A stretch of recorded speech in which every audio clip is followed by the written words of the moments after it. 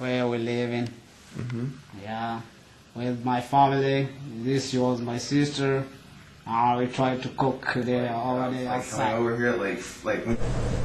This is Christopher. He's from Burundi, Africa, and he is a refugee.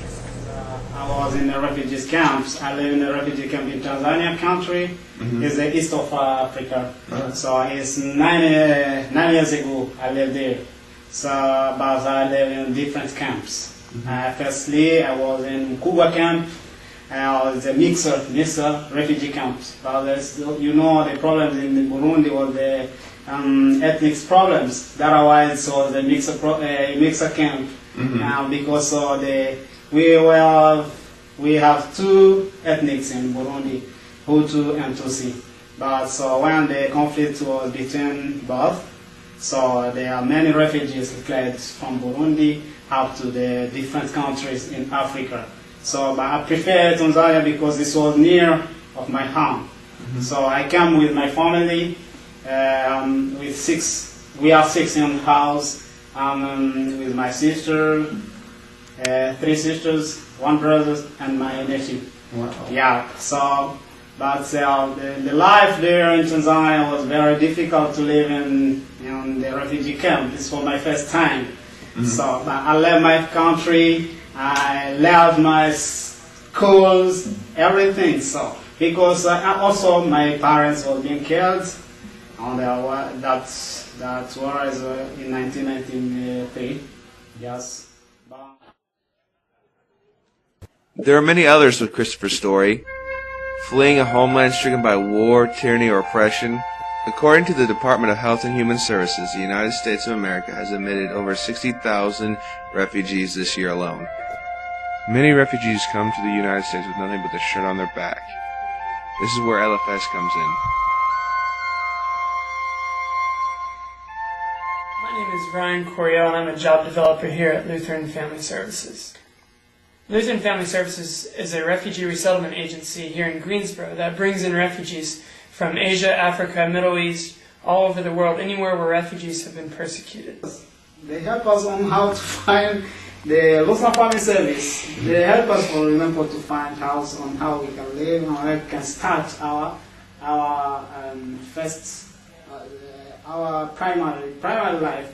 When the refugee first arrives in Greensboro, they get to the airport and they're really excited about being in the United States because this is their first time in America.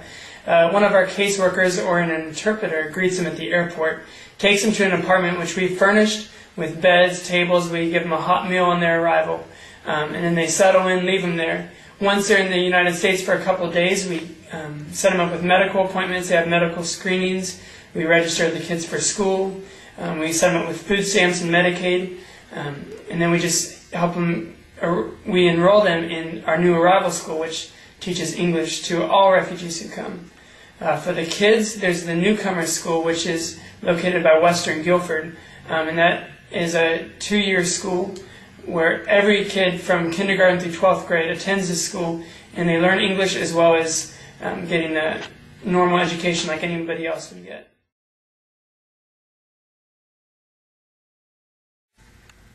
So we serve about 1,500 refugees a year. 1,300 of those refugees have been here, I'd say, over 6 months, and the other 200 are new arrivals, new individuals.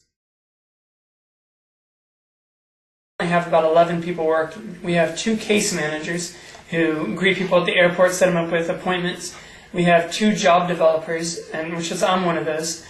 We help find employment for any of the refugees who are looking for work.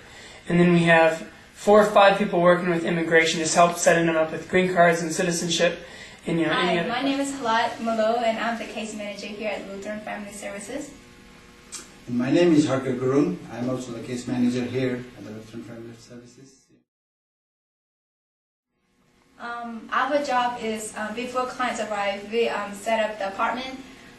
Also, we contact Duke Energy, water services, and DSS for full staff Medicaid appointments, and you can tell more, Harka. And then what we do is most of our apartment setup is through donation, and we also do a lot of donation pickups, and we talk to the people who are interested in donating something for the cause, good cause, I mean to say, you know.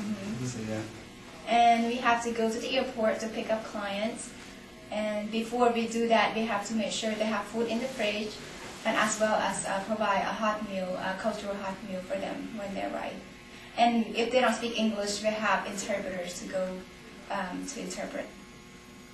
So once we receive them at the airport, so we formally introduce ourselves and bring them to the apartment where they're like, you know, and then we go through all the, like, first of all, we just go through the kitchen stuff and tell them how to operate the new things. You know, that's for them it's quite new because I didn't even have that facility back home, so I had to do that.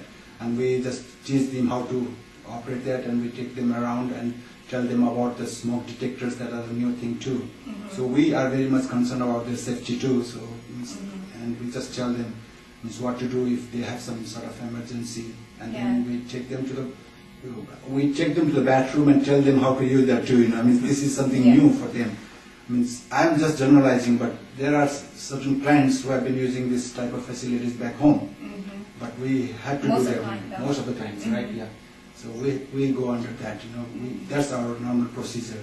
Yeah, and for emergency, we usually tell them to call 911, and they don't have the phone, but we tell them to go to the neighbor to ask for phone to call. And like Harka was saying, we tell them how to use the bathroom, as well turn on the stove, and everything that basic needs in the household. That's what we have to do. And then if they're free case, no family here, what we do is we have to do 24 hours home visit to see them the next day, and we give them some pocket money and explain to them what we're going to do the next day, the next week, something like that. Yeah. This is, you know, it's very interesting type of job, and we love that because these people, you know, they have no one here. The transaction is always difficult, and especially coming here without any English, it's really tough. So we just assure them that we are right behind them, by their side, and whatever they have problem, you know, means we are ready to help them. Having said that, but we want them to be more independent too. So some of the things that we encourage them to do by themselves, you know, means most of the time, just to make them feel that they are someone here, you know. So means we do everything basically, but still we want them to be like more sufficient, more what do you call that? Self-sufficient. Our goal is to be self-sufficient. Yeah. Yes. As a job developer, I take a refugee and I have with 6 months to get them ready to work. We try to get them working within a couple weeks after they get here, and ideally within 6 months. Sometimes it takes up to that long. You know, we've been in a recession, so it does take a little bit of time. But as a job developer, I will contact companies, I'll talk with employers, I'll network with any company in Greensboro who might be interested in hiring some of our refugees. Then I'll take that refugee and I will help them fill out an application. I'll teach them how to practice interviewing.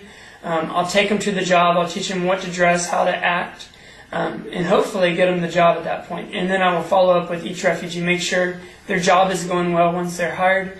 And this is really neat to be working with this group. What happens if they get fired? If a refugee gets fired from their job, which doesn't happen too much. Usually if they lose their job, they've got laid off because business got slow, and it's not really fired. But they can always come back to Lutheran Family Services for other job help. We can help them up until they become citizens. I became interested in working with refugees when I was reading in the Bible, and I learned that, you know, God cares about every person. He cares about the aliens, the orphans, the widows, the fatherless. He cares about those people, and He gave me a heart to work with the most vulnerable people in our community. And the refugees, according to the United Nations, the refugees who are resettled in the United States are among the most vulnerable people in the entire world. There are 15 million refugees, but only 1/2% have any chance of being resettled to somewhere like the United States. And so that's why my passion is to work with refugees. I'm a refugee myself. I didn't come through a refugee camp, but I come through Vietnam. But the program is similar, so I know how it feels when you come here. When people are helping you, if there's no help from other organizations, we don't know where to begin. Especially when you have no English, and then different culture and different backgrounds. So that's motivated me, as well as helping people from the same country, ethnic. I speak the language, so helping them, helping me to know more things. So that's one of the motivating things for me. As for me, means I didn't come under this program, but I am one from the third world country. I know how the situation is, so, and what our expectations here in the United States. That's why that is helping me and sort of motivating me to work with this section. Especially we have some Nepalese, ethnically Nepalese, but they are Bhutanese. So they were expelled from Bhutan and they had to stay in Nepalese camp for nearly 2 decades. So and these people, I'm very happy to serve them, especially when, like Falad said, he speaks the language, and it is very easy for me to communicate with them and just inspire them or motivate them, take the challenges for this new life here. Exactly. Yeah. Halat is not the only refugee working for LFS. Meet Moody. He's an interpreter. My name is Moody. I'm from Burma, but I not live in Burma. I live in Thailand in refugee camp, and I live in refugee camp probably 13 years. And I went to school in refugee camp. During the summer months, Moody can be seen out here 3 or 4 times a week, waiting for a new refugee to arrive and to show them their new home. He shows them how to work the appliances and just gets them prepared whenever a case manager cannot be there. Mama, I'm proud of you. Mama, I'm proud of you.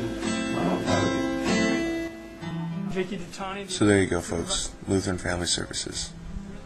Small group of people serving over 1,000. But I bet you're asking yourself, how do they do it? Is it because they're really good at what they do? Or maybe there's something more? Well, for this question, I'll let them answer it for you. One word, I would say we're a family. We're not just coworkers or friends. We hang out outside of work. We go rock climbing on the weekends. We have an amazing time together. My colleagues are so friendly, and we are like a family, and we help each other all the time.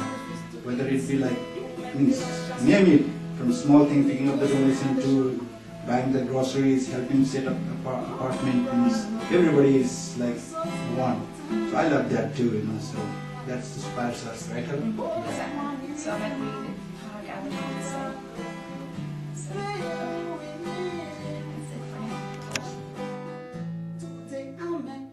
that's it for me.